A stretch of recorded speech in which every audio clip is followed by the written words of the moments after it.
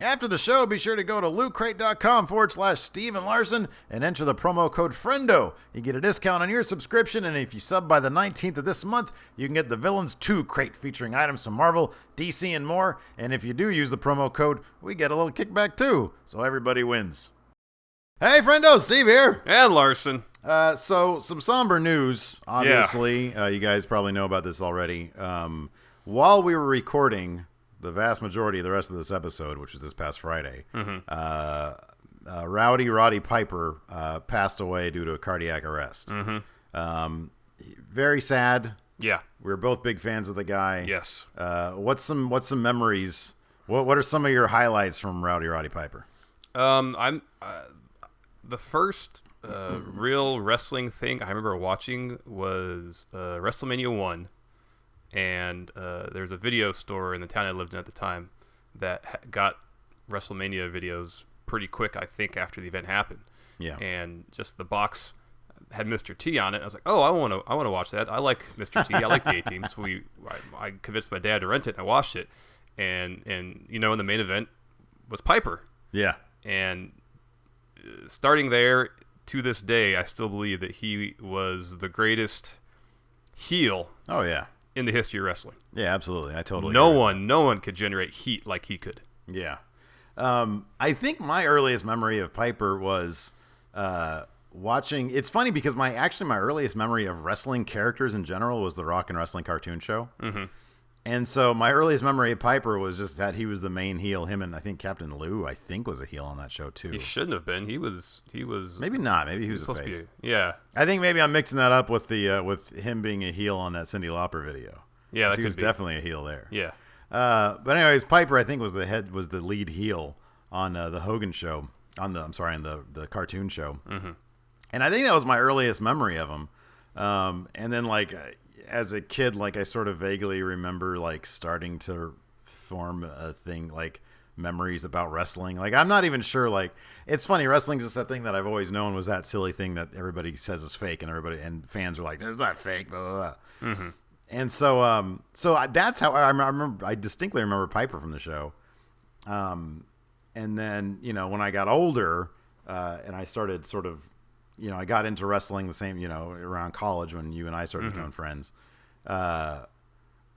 is when I started, we both started going through the backlog of stuff and, it filling up our heads with all the useless wrestling crap that we know now. Mm-hmm. And so I think I remember it's funny because I always remember it. Piper's one of those guys. I never watched wrestling as a kid, but I always knew who he was. Mm-hmm. It was, he was up there with Hulk Hogan in terms of people who I knew from wrestling. It was Hulk Hogan, Randy Savage, and Piper. I didn't really even know who Ric Flair was or Dusty Rhodes. I don't know any of those guys. Mm-hmm. I knew the big WWF guys because of the cartoon, and it was Hogan, Macho Man, Andre the Giant, and Piper. Mm-hmm. And then of course you go back and when you're older and you have more perspective and you're a fan. And you just understand, homie, this guy was flipping outstanding. He was, out of his mind and hilarious and smart and he wasn't like a roid guy, or he didn't appear to be a roid guy. Yeah. Anyways, which was all the more impressive to sort of hold up, to sort of hold your own against a whole generation of ridiculous cartoon characters. Without the benefit of being a massive, giant fucking walking muscle like a lot of these guys were. Well, I used to watch wrestling Saturday mornings religiously when I was a kid. Yeah. And I always remember that Piper never wrestled. Yeah. He just talked. Yeah. And that's all you really needed to dislike him. Yeah, totally. Nowadays, Seth Rollins is good on the mic, but he generates most of his heat by how he wins matches. Yeah, yeah. And I kind of remember Piper cheating when he did wrestle, but he didn't need to wrestle to get a reaction from people ever. Yeah. And of course, those that same sort of charisma and brain power and cleverness, whatever you want to call it, translated perfectly when he did shit like the classic "They Live" movie, which I always thought it was kind of a shame that he didn't do more stuff like that, because that movie was, for so many reasons, but he was the perfect, you can't name a better. That movie is the kind of thing that a Kurt Russell would be perfect for. Yeah. But Piper just made it, like, took it to another level because he came from the world of wrestling and he was not the typical action star guy, but he carried it perfectly, you know. So yeah, you know, 61. It's funny, you know. We talked about this a little bit. Whenever a wrestler dies these days, no matter how old or young, it's like you get on Twitter, and I'm not sure if people, like, you know, are speaking literally or if they're just not thinking or what. But shocking is never a term to use. Sadly, when somebody dies in the wrestling world, that's the nature of the sport. It's fucked up, and it's the one thing I've always said. You know, I love movies. I'd love to be a filmmaker. I love music. I don't have a musical bone in my body, but I'd love to do it. Wrestling, I love. Would never want to do it. You know, 61 seems a little young, especially for a guy who seemed to be in good shape mostly, and he wasn't like a big roid guy.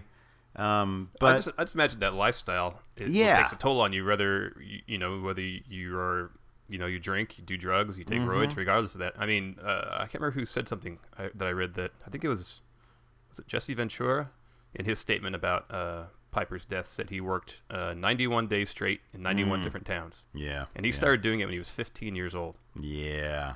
So just all that travel, taking bumps night after night after night, that has to take a toll on the body. Yeah. So it's always sad when we hear about this stuff. But yeah, he'll be. I mean, obviously he's going to be remembered by everybody as sort of, like you said, the best heel of all time. Like it's hard to come up with somebody who even comes close to rivaling him. It's either him or Ric Flair. Yeah. And in terms of like the national spotlight, the WWF obviously was, in terms of nationally speaking, obviously the higher profile, of that, between that, like WCW, NWA, or whatever. Yeah. So Piper, in terms of like who people associate with the biggest heel in wrestling on the mass level, I think he runs away with it free and clear. Oh yeah. I mean, he is the guy that apart from in the golden age of WWE, apart from Hogan and Andre, he's the only other guy that really transcended wrestling into mainstream success. Yeah, absolutely. So I mean, he was. Did you ever see the episodes of It's Always Sunny in Philadelphia he was on? No, I didn't. There's so many of those that I haven't seen. Like, I've only seen probably 10 or 20 episodes of that show, and I've always meant to go back and check them all out. Yeah, me too. Yeah, but anyways, we'll go ahead and continue on with the show. We just wanted to, give our thoughts about him because we knew obviously everybody would be asking, and it's going in Raw. It's our wrestling show. Yeah, here you go. Let's go to what's the first thing we do? I think it's Raw Cap. Raw Cap. It's Raw Cap. Really, we want to see we're going into Raw. So tonight on Raw, we're going to take a look at is this Owens-Orton feud? Number one, because we're both big Owens fans. I'm kind of not cool with now Owens being just sort of shoved into the rest of the mid card. I hope if him and Orton actually feud. Well, no, it's not an Orton. They're not actually Owens feuding. Feud. No, it's going to be Owens and Cesaro. Yeah, Owens and Cesaro. That's right. That's going to be good. That's going to be a sleeper hit. I don't even think it's going to be a sleeper hit. This is going to be a hit. They're going to put on awesome matches. Yeah, I know. By sleeper hit, I just mean, I do think probably WWE knows what they're doing, like, in terms of this, because like I don't know, like, they can't really put Owens into the main event scene right now. No. Although I would be much more excited with him as the U.S. champion going up to talk shit to Rollins than Cena. Oh yeah, obviously. But I guess they have to give Cena his Flair breaking world championship reign at some point. Well, we'll get to that later on when we get to that part of Raw. We can talk about whether Cena, in light of what happened to Cena's face, if that match will even happen. It has to happen. I know it will, but SummerSlam, they announced the open of Raw that SummerSlam is going to be 4 hours. Do you think that's too long? I think it's going to make for a really long weekend overall of wrestling, because I believe the NXT show the day before is going to be 3 hours. Yeah. Is that going to be on the network? Yeah, it is, huh? Yeah. Ooh, live on the network, yeah. That's going to be good. And then 4 hours of SummerSlam, and then 3 hours of Raw the next night, all in the same building. You know what I would love? What I would be okay with in terms of SummerSlam being 4 hours long, and given that they do seem to be making the SummerSlam weekend on par with the WrestleMania weekend, is if they made SummerSlam. I mean, it's already is obviously the big summer event, but if they got it closer to being on par with WrestleMania in terms of rebooting storylines, making it as big a deal as WrestleMania. What do you think about that? So you want it in stadiums rather than arenas? Possibly. If they could get it to that point, I'm sure that they would love that. Well, it was SummerSlam. It was a SummerSlam where the British Bulldog fought Bret Hart for the IC belt, and that was the main event at Wembley Stadium. Yeah. So it has been done. I think they did another. I want to say they did another outdoor SummerSlam at some point too. Yeah. I could be wrong about that though. If they started to build that, if that's sort of the idea, it's like, why have one WrestleMania when you can have two a year? And also, it would give an opportunity for places with cooler weather that can't host WrestleMania. Yeah. For fear of inclement weather. Yeah. They could just have SummerSlam. Like if you want to have a huge wrestling show in, say, Minneapolis, you can't do that. Yeah. In late March, early April, it's too cold. You can do it in August. It would also let them toy with the idea of having a giant show, be it a WrestleMania or a SummerSlam, overseas. Because I know they had, there was speculation, because I forgot who, but somebody said, England really deserves a WrestleMania. London really deserves a WrestleMania, which I think would be great. But, people have noted, well, yeah, but, the time difference is going to fuck the show up royally. You just can't do that. Well, they did it before. They did it in 93 or 92 whenever they had Bulldog and Brett. It's been done already. I don't know exactly. That's the precedence-shattering event. Sure, it happened 20-some years ago, but it's been done. I don't know how they handle the time difference. I don't remember. Yeah, I don't know. So I don't know. I mean, I'm fine with it. I don't care. If it's 4 hours long, these are blow-up shows. Like, it's not like we're gonna get. It's not like it's a 4-hour. It's not like you're saying Raw's gonna go to 4 hours where you have to sludge through it every single. Whenever if a pay-per-view is 4 hours, there's a match you don't particularly want to see. Get up, go to the bathroom, order some food, do something else. This is what I'm hoping is, instead of overstuffing the card with like 12 matches. Yeah. Give us 7 or 8 really good long matches. Yeah, as long as we don't get Wade Barrett versus R-Truth during the show, like to keep that on the stupid pre-show. I mean, I like R-Truth, but yeah, me too. Yeah, I don't really need to see another fight between him and Wade Barrett. I'm fine with it. Like you said, yeah, give us like 7 or 8 really, really good matches, because I mean the roster is jam packed these days. So it is. Fucking why not? Let's do it. Yeah, I'm fine with it. I think it's a good idea. Yeah. So yeah, moving on. Wyatt versus Reigns. We had the reunion, or the official coronation of the Wyatt family redux. Yeah. Where Luke. Did you see that WrestleZone report that's might very well fuck up our own nose? It's Adam Rose segment. No, was it a talk that Adam Rose is going to join the Wyatt family as Leon Kruger? Huh. I was hoping it'd be as Leon Luger, but I guess Leon Kruger is their IP, not yours, so they can do that. But yeah, I read that idea. I hope that comes to fruition. That would be kind of cool. Because from what I understand, his character was, when he was Kruger, was kind of in keeping with that sort of darker theme. Oh, okay. Yeah, I mean, it wouldn't be him coming out with a stupid rave Rosebuds? posse. Yeah, the Rosebuds. Hello. He had this great. I know I texted you the other day when I was watching Total Divas with the wife that Adam Rose had a really good line. Yeah. And there's a point in the show where it's Tyson Kidd, Natalya, Titus O'Neil, Heath Slater, and Adam Rose. Yeah. All in the car together, leaving Raw, going to the next city, and they start playing, I don't know, something like Truth or Dare or something. Yeah. And Natalya starts asking a question, but she has a hard time getting it out. Uh-huh. And Adam Rose says to her, "You should really prep your questions better." Just deadpan.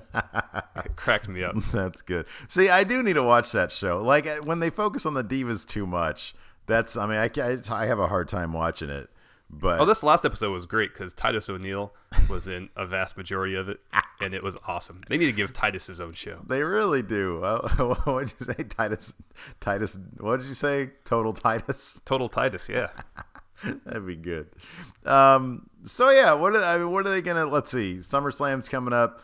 I read. You've probably read the report that there's the possibility, and then it was kind of debunked this past week that Sting would join Reigns and Ambrose to take on the Wyatt family. Yeah. And now they're thinking that maybe that's not going to happen, which would lead me to be bummed out by the fact that Oh No's Adam Rose isn't going to be joining the Wyatt family. But I don't know. Like, to me, that feels a little weird. I don't like Sting. I don't like Sting as the babyface old guy coming in a non-consequential tag match like this. I just don't. No, I agree. I'm not into that. I want something that's going to have ramifications. I know. He seems like, hey, we need to have Sting on the card. Yeah. Let's just put him in here. Yeah, let's put him with a couple of guys who are already over. I mean, he's over anyways, but I don't know. I don't like that. I think Ambrose needs to be in a good feud right now with somebody. And the thing about him is that you don't need to have anything like, any titles on, like he could just have a really good storyline with somebody. I know. And even, when he was in the feud with Wyatt by himself, it seemed like it was good, but the potential was there for it to be so much better. Yeah, I know. Hell, even put him in there with, like, he had a match against the Big Show this past week, which was a good storytelling match. Yeah. Put him in a program against Big Show. Who cares? You know what I mean? Like, get him over. Big Show is one of those, is a jobber to the stars.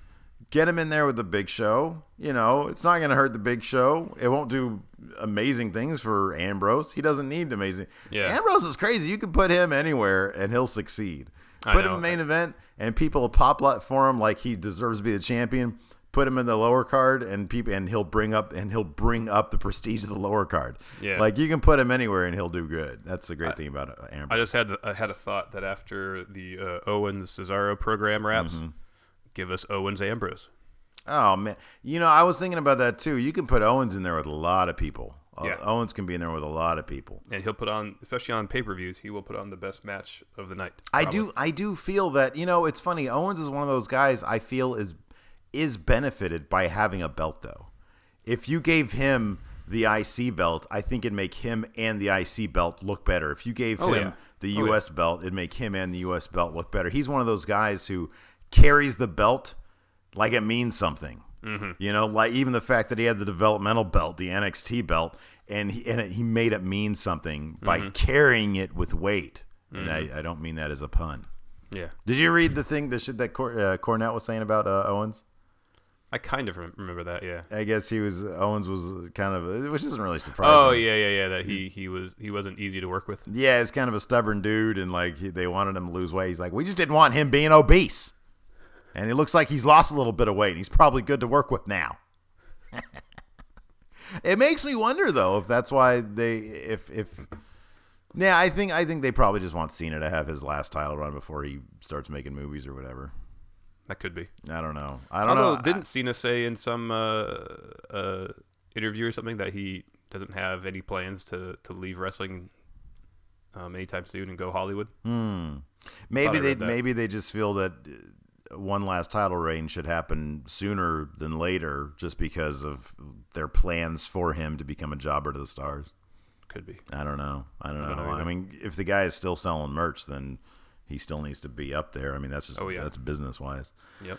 Let's see here. Owens fought Orton. I like. Oh, hold on. I had an idea for this. I had a dream earlier this week. Yeah.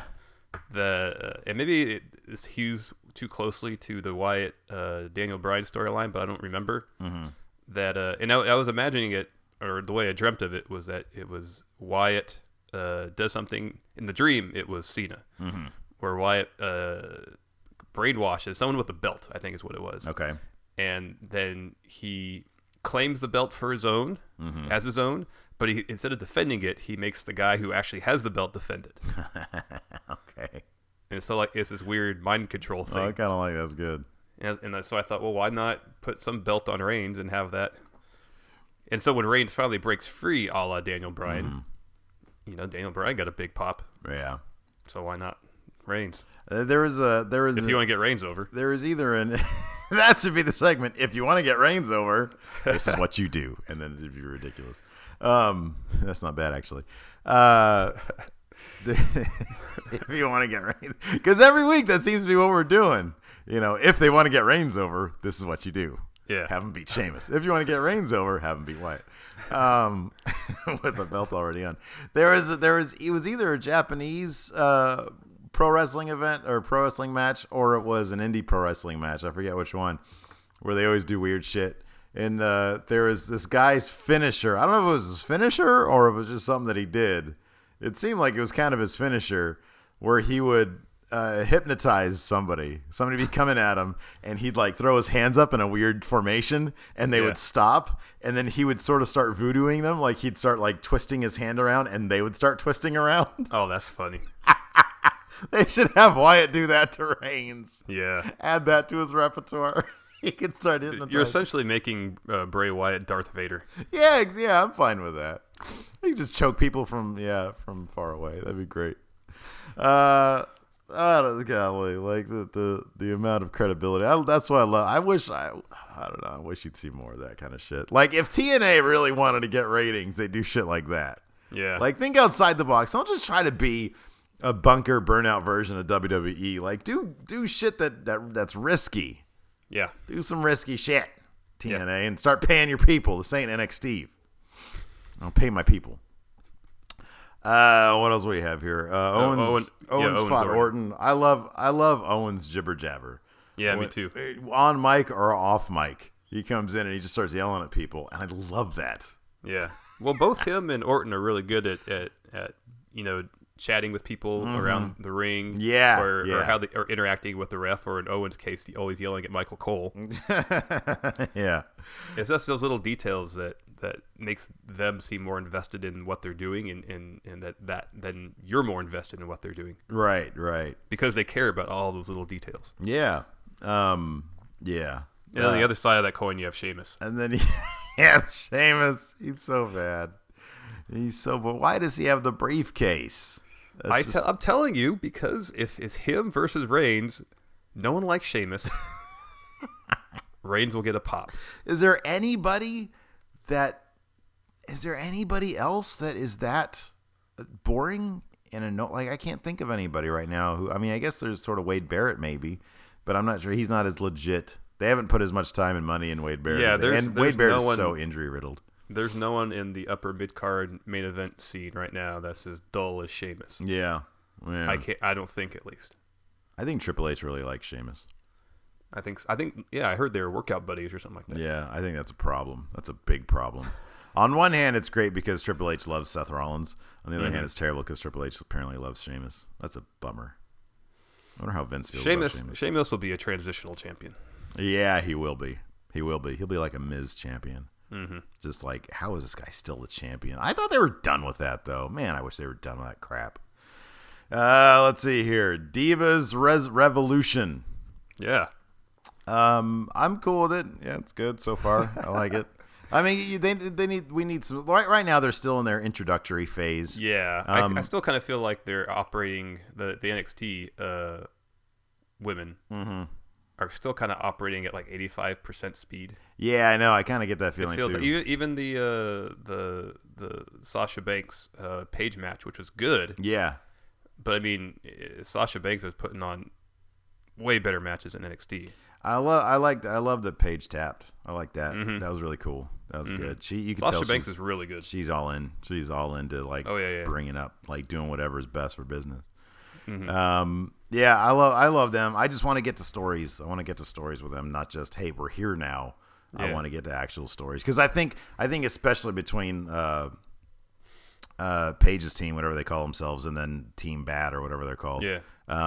I think they can have some really good stories together. Mm-hmm. I'm kind of expecting at SummerSlam to have the 9-woman tag match for all 3 teams. I would guess. That sounds probably right. I could see that happening. It'd be interesting if they did an elimination tag match.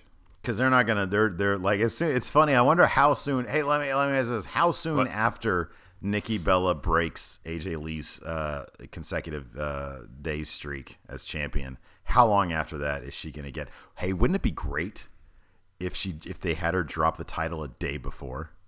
They're not going to do that. There's no way. But if they made that, if they fucking dropped their ego and they'd stop caring about, they did this shit before when who was the youngest champion? It was Lesnar.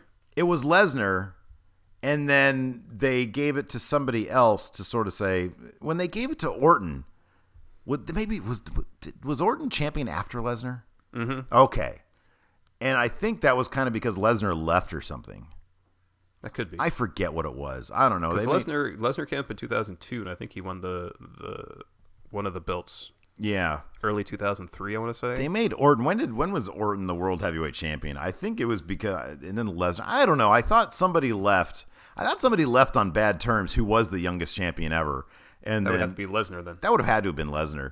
And then Orton. When did Lesnar left for the UFC? Obviously, was that? No, he left. He left to go try to play football. Oh yeah, that's right. I got a bug in my throat. Anyways, and then they just gave it to Orton, which is good. I mean, he ends up being a Hall of Famer, but I don't like when they do that. I don't like when they try to erase their history. I mean, unless you have a raging racist on your hands. Or a killer. I'm not huge on that. Like, leave on bad terms, it's fine. But if you haven't done something really fucked up, then they shouldn't just try to go after your record with somebody who's not deserving. And I'm sorry, but Nikki Bella is not deserving. Not really. I mean, she's gotten better. And maybe she's made them a lot of money because of the Total Divas thing, and that's fine. You can reward that. I don't know. I don't know how, all that's been affecting merchandise sales, and so on. I just think it'd be great if they made that such a big deal. How legitimately shocking would that be if they made such a big deal about her about to break the record, and then a day before, I mean, I don't know what would it'd have to be like a Raw or paper. It'd have to be a pay-per-view. Yeah. Like a day before they have her drop the title and she just goes ballistic. Like, that'd be a great story. That would be a great story. It would be. Let's see here. Rusev, my MVP right now. Yeah, he is your favorite. The very hot and always obedient samurai. Always obedient. I just loved it when he said, "It's a fish." It's a fish. It's a fish. Let's call it, and he's neutered. He's ugly. He's got skinny legs. Let's call him Dog Ziggler. He was so happy with himself. Oh, God. Another cold, dead fish. And I like that. I think JBL or somebody said, well, where's the fish's head? Yeah, I know. All the announcers made a point of making sure that everybody knew that it was a headless fish. It was a headless fish. It's obviously they just went to the fish market and just bought a fish. Yeah. I wonder if Vince was in the back, maybe laughing to himself, saying, "Hey, okay, JBL, mention that the fish doesn't have a head. Okay, Cole, now mention that the fish doesn't have a head." Just laughing to himself. It surprised the hell out of me when Rusev picked up the fish and threw it on the ramp. I know. That was great. I was expecting the fish to kind of explode. I loved when, because it's obvious that they have like a hands off the female wrestlers if you're a male wrestler, kind of like the video game, like you can't even touch them, because when Lana goes after Samurai, instead of separating him, he just starts yelling at them. Yeah. He just starts yelling at Lana. That was good. I like that. I love that whole segment. Is Rusev and Ziggler fighting at SummerSlam? Is that happening? It hasn't been confirmed yet, because I guess Dolph's off shooting a movie. Oh, okay. So that's Lana let her hair down a little bit. I don't know. I'm still like, until this gets resolved and Lana shows me something else where she's not with Dolph, I'm all in on. I just want Rusev to get over on Lana somehow. However they do that, I want that to happen. I don't know. Do you think if Rusev and Dolph fight at SummerSlam, do you think Rusev's going to go over? I doubt it. Yeah, I doubt it too. That'd be a bummer. Rusev needs a couple of wins under his belt. He does. Let's see here. And then Cena Rollins. And that was a pay-per-view quality match. That really was. That was a really, really good match. And it was interesting because, and I don't know if this is something that Rollins is doing to fit his character, but pretty much since he's won the belt, or actually pretty much since he turned heel, he's worked a slower pace. Have you noticed that? Yeah, I have. Yeah. And it seemed like for that match, he really picked it up. Yeah. No, you're right. I think that's definitely deliberate because it's hard to get over as a heel if you're wowing the crowds. Exactly. You have to wow them a different way. You have to by the end of the match, people have to say, "Wow, that was a great match," and they can't say, "Wow, Seth Rollins is really great." So he has to make sure that he's putting on really good matches, but really deliberate matches, and bringing his opponent up as opposed to let me look flashy and great. Yeah. The knee to the nose, and then Cena's nose launching to like the other side of his head. Wow. Was woo, and then the entire rest of the match, the only thing Cena's concerned about, like Rollins is only concerned, you can tell he's protecting the crap out of Cena's face after that. And in this case, thank God they got rid of the curb stomp because you can't do a curb stomp on a guy with a broken nose. You can't. Absolutely you not. can't do that. No. And so the rest of the time, Cena's trying to make sure the camera's not picking up the massive amount of blood that's gushing out of his face. It's always remarkable when incidences like that happen, how everybody's still a pro. Yeah, I know. Yeah. Because like I imagine Seth Rollins saw what happened and thought to himself, "Oh fuck." Oh yeah, for sure. But you never know it. Yeah, he didn't break character. Right, exactly. Cena, apart from rolling in the corner and kind of gathering himself for a second, didn't break character. Yeah, at all. Yeah. He stayed in the ring after the match, so the fans could take their pictures, celebrate it a bit. I think for him, that was just, dude, he's been doing it so long, and he's had so many injuries in the ring where he's just had to keep it going. Like, this was probably just a minor annoyance for him, He's probably like, oh, crap, how do I transition and not make this like a blood fest on Raw, on the USA Network? Yeah. So you were saying earlier, do you think, number one, I think Cena's been pulled from Raw tonight. Yeah, I think Cena's been pulled from a lot of shows. I doubt he's going to wrestle until SummerSlam. He's been pulled from a lot of shows. Has he been pulled from Raw tonight? Yeah, he's been pulled from the Raw that's airing Monday. Right, tonight, yeah. This goes up. And I believe all the live events the weekend prior. The live events, yeah. That wouldn't surprise me. He gets pulled from those, and I think there was an Australian tour coming up too that he got pulled from as well. We'll find out tonight for sure because I guess it could be up in the air if he's not going to be at Raw. It's one thing if he's not at Raw at 1 week. They still have a whole month left, which is good.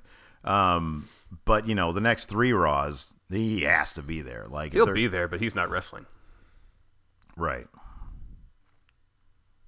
Yeah. And if they're shaping things up for a Rollins Cena match at SummerSlam, Cena that is not being at Raw next week is actually decent fodder for Rollins to play off of. Yeah, I guess so. Like Cena's just aura, I guess, is enough to be there. In fact, it might actually be more interesting if Cena's not there. Yeah. So that Rollins can talk about breaking his face. Yeah, Rollins can go out and take credit for destroying Cena's face. And then it should be good actually. Like Rollins having to fight back against the crowd, yelling, "You tapped out." Yeah. What do you think about him? What do you think about him tapping out? You're okay with that? I'm more okay with that than I am Owens tapping out. Yeah. I thought Owens tapping out really. Yeah, I think you're right. That but the way, and maybe it was partially because Cena broke his nose. I for some reason I had sympathy for the guy. Yeah. But also the way Rollins sold the STF and the way Cena put it on, it seemed a little more brutal than usual. Okay, yeah. It just seemed more physical. Like Cena was really cranking his neck back. Yeah, and Rollins is really contorting himself. So sometimes when Cena puts that on, it looks like anybody can get out of it. Yeah, it looks like a hug. Yeah. Yeah, pretty much. Yeah. And this one actually looked like there was some torque behind. Yeah. He's really stretching him. So that didn't bother me so much in terms of telling the story of what was going on. It didn't bother me as much as Owens tapping. Yeah. I wish that in both cases, I wish it was put on a little longer. Mm-hmm. You know, I wish that he had on a little bit longer. No, I agree. I think we discussed it last week regarding the Owens Cena match. That if they'd done a spot a la HBK Angle with the ankle lock, if they had to let that go back and forth for 5 minutes, that Owens was really fucking fighting it. Yeah. And just couldn't do it anymore. Then okay, made him look a lot better too. Yeah. Yeah. If they did that. But you know he scrambled to the ropes once. Cena brought him back to the middle of the ring. Done. Yeah. It was what 60 seconds maybe. Yeah. Yeah. Oh yeah. If that. Yeah. Triple that at least, and then make a story just out of that one move. Yeah. You know, distill their whole feud to that one hold, and then make it interesting. I don't know. Yeah, we'll see. We'll see what happens tonight. We'll see if Cena's still in play. I mean, I imagine he will be. It kind of puts a damper on things because I don't know much about broken noses. Not sure how hard you can go. I mean, obviously there's not going to be any more running knees to the face. Yeah. You're not going to see any of those in SummerSlam, but still, you don't want to have, a match where somebody's holding back. But I mean, if anybody can do it and pull off an amazing match, it'll be Cena. Mm-hmm. Say what you will about him, but he can do that. Yeah, he has a pretty extensive history of wrestling hurt. Mm-hmm. Yeah, and bringing coming back early from injuries that would sideline most wrestlers a hell of a lot longer. Really annoyed that he hit the springboard stunner. I hate that move so much. That was my one beef with the match, is that he hit the springboard stunner. God, I hate that move so much. It's that and the setup to the 5-knuckle shuffle. Yeah. I mean, if let's talk kayfabe here. Mm-hmm. If you're a wrestler and you're watching tape of your opponents, you should see both those moves coming a mile away. Yeah. They're the exact opposite of the RKO. Yeah. You always see them coming. Yeah. They never come out of nowhere. So, I don't know. Well, there's your Raw cap. Raw cap. Before we get to much more fun stuff, you want to talk about Hogan real quick? I guess so. Big bummer. Mm-hmm. Can't say it's terribly surprised. Let me ask you this. Did you read or hear Piper's response to the Hogan stuff? I read it, yeah. If nothing else, this is what I'll say about it.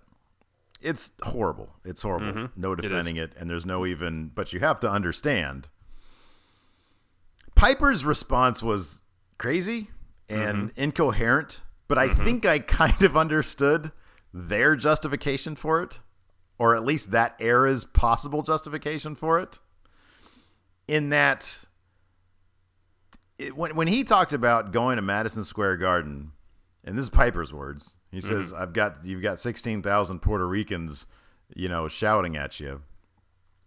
It just made me wonder what the culture was like, because we both talked about the fact that whenever you see a wrestling event, whenever we watch a pay-per-view from, say, the 1980s, it looks like it's from the 1970s. Mm-hmm. If you look at it in the 1970s, it looks like it's the 1960s, and so on and so forth. It makes me wonder, and we've also said a million times that the pro wrestling back in the day, way more than now, but especially I would say back in the day up to like the early 90s, kind of a haven for scumbags. Mm-hmm. Like, there are good guys, but then you hear stories about Jake the Snake. You hear stories about, I don't know, any number of guys. Mm-hmm. The drug use, etc. And I'm not just talking about steroids, but, just the rampant drug use, recreational speaking. And just everything seems the justifiable homicides. Like, it's always kind of seemed like a lot of shady characters come from the world of wrestling, like back in the 70s and 80s. Mm-hmm. It makes me wonder what the culture was like that would breed something like Hulk Hogan and his comments, and Piper and what he says. If there was some sort of cultural divide in the locker room, in the arenas, where that kind of stuff was like, yeah, that's just how we all thought about each other. It was us versus them versus them versus them in terms of the racial or ethnic lines.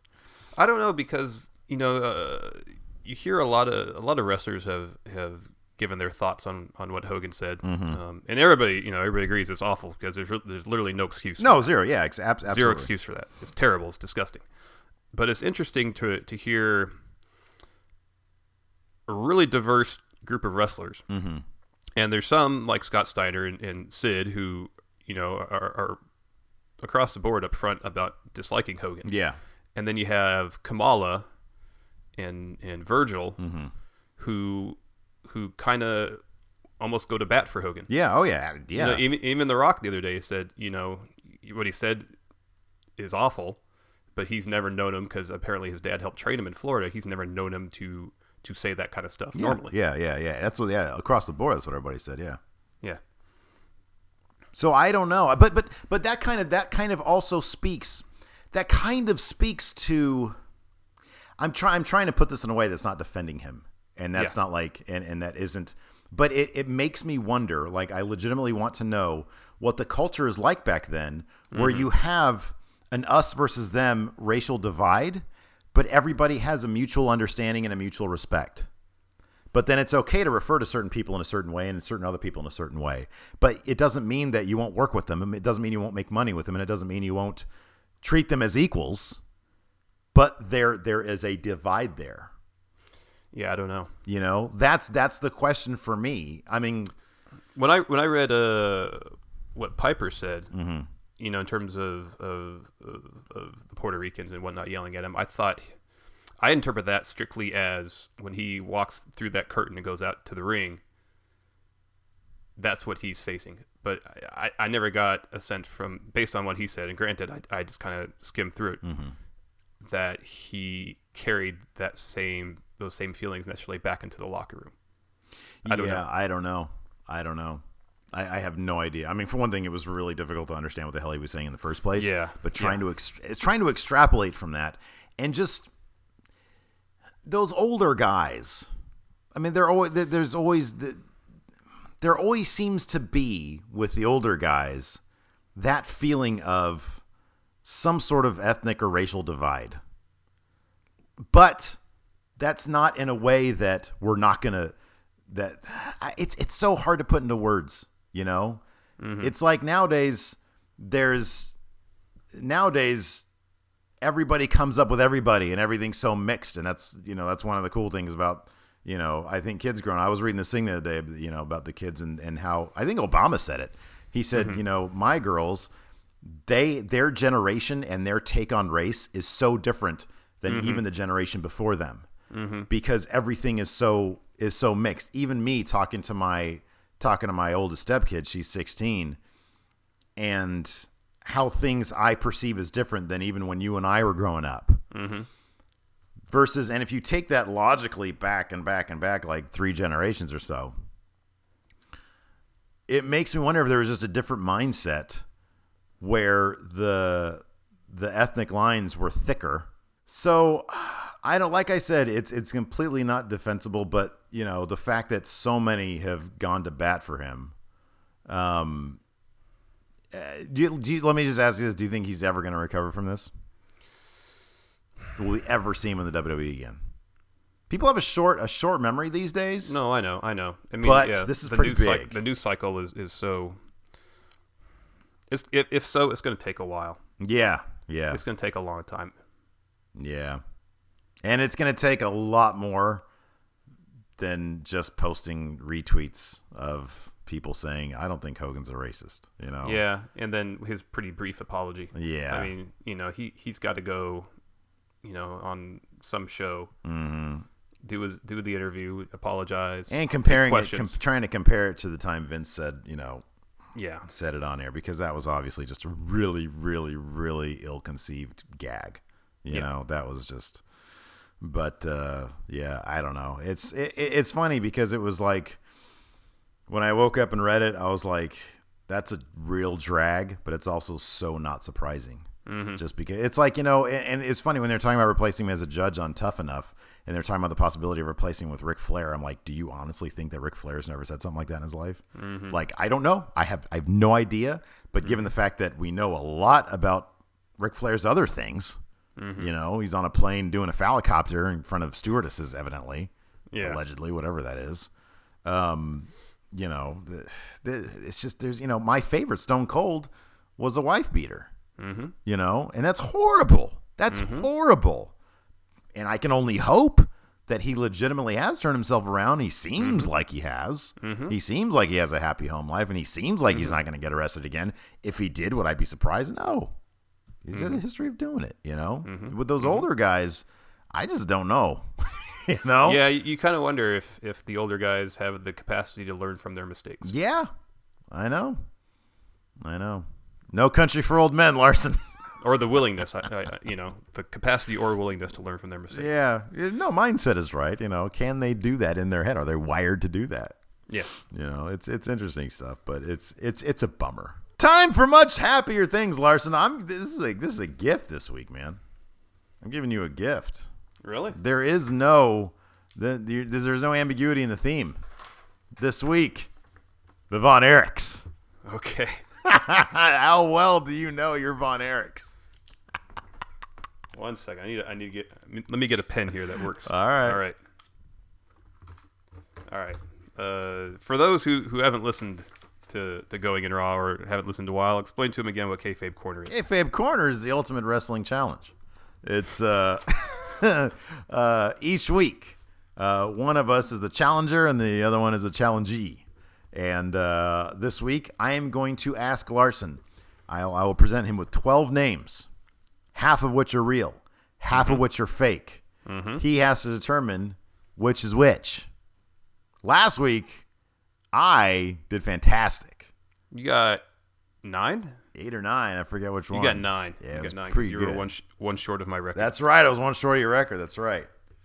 And 10. Let's follow up with that. 10, obviously, since you were one short of my record. 10 is the score to beat. I got a 10-1. Correct. Correctamundo. All right. Let's see. Is there a bonus question this week? Yeah, there's a bonus question. Okay. Let me write it down just so I remember it because I didn't write it down. Hold on. Then it's a gimme too. Okay.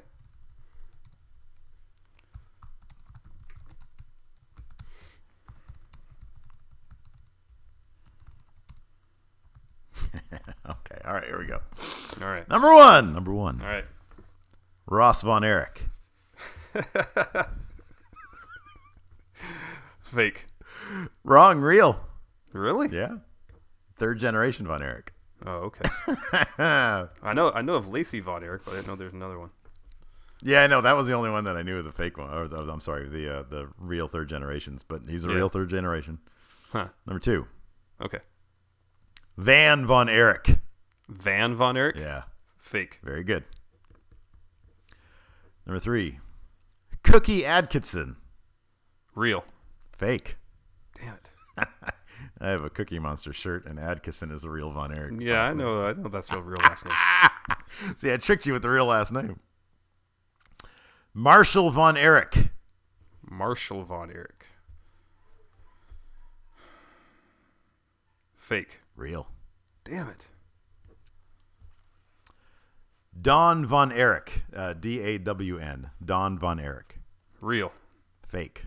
Damn it. Don is the middle name of Lacey Von Erich. Oh, or okay. Lacey Atkinson. Waldo Von Erich.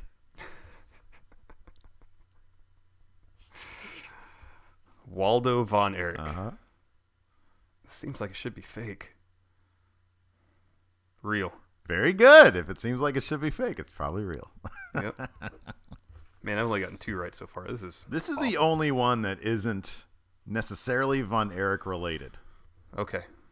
Black Superman. I have to say real. Very good. It was Tony Atlas, who wrestled as Black Superman, I believe, in WCCW. So the Von Erichs at some point took on Black Superman. Next. Yes. How many do you have so far? I have 3. Okay. Dan Adkisson. Dan? Yeah.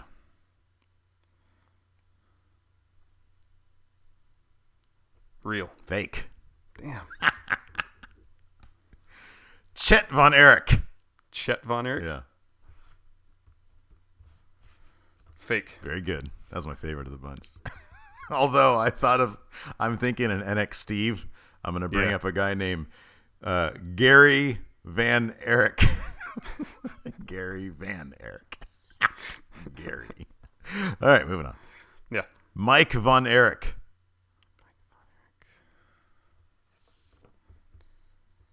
Real. Very good. He was actually one of the sons. He was one of the legit ones. He was Kerry's little brother, I think. Died in like 87, I think. Or maybe 2009. I forget which one. Which one? He died of an overdose. Which one died in Japan? I want to say David? Yeah, that sounds right. I think it's David. No, wait. No, yeah, and Kevin's the one who's still alive. Yeah. David, I think, died in Japan. That was a fucked up one. Where his stomach exploded or whatever? Yeah. Not good. Mm-mm. And there was Mike. He died of tranquilizer. And, of course, Kerry killed himself. Yeah. The Fabulous Lance. The Fabulous Lance. Mm-hmm. Real. Very good. Lance Von Erich. He was the fake one. He was one of the fake ones. And finally, Sheldon Dennis, M.D. Sheldon Dentist, M.D. Sheldon Dennis. Oh, Dennis, sorry. M.D. So he's a medical doctor. Apparently, yeah. Fake. Very good. In fact, there was actually, according to Wikipedia anyways, Lance Von Erich, one of the fake ones, the first fake one, was trained by a guy named Dennis Sheldon, M.D. I couldn't find any other information on him. Like, apparently he was a real guy of some sort, but I switched his name up and made him fake. All right. Okay. How many you got right now? That's 7. Woo! Okay, so you could get 8. Like, so it's a gift this week. But this has been, I know this is kind of tough, but this one's easy. This is a gimme. So you should have 8. Okay.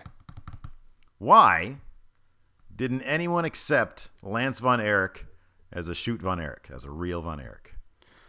Oh, wasn't he a star football player? Very good. Very good. He was a star high school football player in the area. Everybody knew him. 8. Very good. 8. That was a fun one. I like that. The Von Erichs. I already have my my list done for next week. Oh, good. I can't wait. Next week, yeah. It's good. The theme's good. Good. And I would highly recommend anybody listening right now, the Rise and not the Rise and Fall, the Wonderful Wife, what it is. There's a WCCW doc on the network, and it is so fun. It is so cool, and it's very tragic. What is the something, the heartbreak or something? Triumph and Tragedy of WCW. Or WCCW, I think. WCCW, yeah. Really good. It's all about the Von Erichs. The Freebirds are in there. What a great... If there was any territory, maybe the AWA also, but the WCCW in that sweaty-ass old arena, if I could go back in time, that'd be a trip. You'd want to go to the Dallas Sportatorium? Yep. I would love that. See the Von Erichs versus the Freebirds. That would be on my top lists of time travel stops. Mm-hmm. That and find out who killed JFK. Mm-hmm. And to go to Hogan and say, Hogan, don't do it. Don't go in there. Mm-hmm. Mm-hmm. Brother. Oh, man. All right. Well, anyways, that's this episode of Going In Raw. Thanks for joining us. Yes, thank you. And we'll talk to you guys later. Goodbye.